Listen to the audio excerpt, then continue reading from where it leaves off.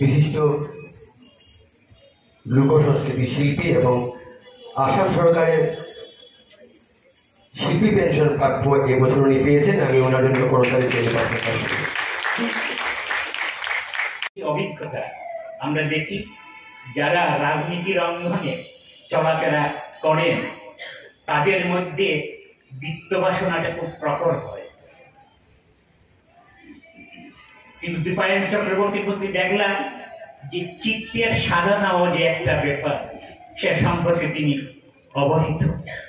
মানুষ তার জন্ম, তারপরে বেড়ে ওঠা, অনেক ব্যাপার আছে, তারপরে অবধারিত মৃত্যু, কিন্তু এই জীবনকালের মধ্যে তার যে মনন মেধা এবং তার যে প্রকাশ, সেটাই তো আমাদের সংস্কৃতি। নৃত্য সেই ধরনের একটা সংস্কৃতি যেটা আবহমান কাল থেকে চলে আসছে। নমস্কার। আজকে আমরা সকলেই জানি যে আন্তর্জাতিক নৃত্য দিবস, আর এই আন্তর্জাতিক নৃত্য দিবসকে উপলক্ষ করে শিলচর গান্ধীভাগে আমি একটা প্রচেষ্টা করেছিলাম।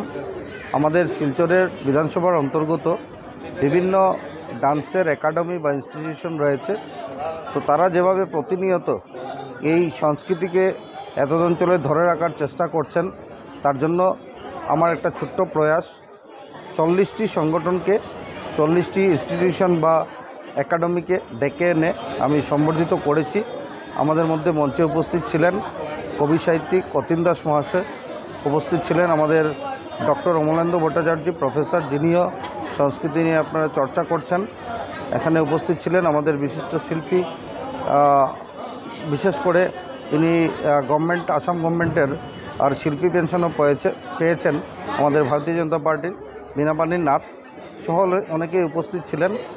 আর আমি আশা রাখছি যে আগামী দিনগুলোতেও এইভাবে আমরা যদি অনুষ্ঠান আয়োজিত করতে পারি তাহলে শিল্পীদের আমরা উৎসাহ প্রদান করতে পারবো। আর এই উৎসাহ নিয়ে তারা এই ভ্যালির মানকে যেভাবে ধরে রেখেছেন, যেভাবে সংস্কৃতিকে ধরে রেখেছেন, আরও যদি উৎসাহ পান তাহলে সেটা আরও ভালো হবে আমি মনে করি।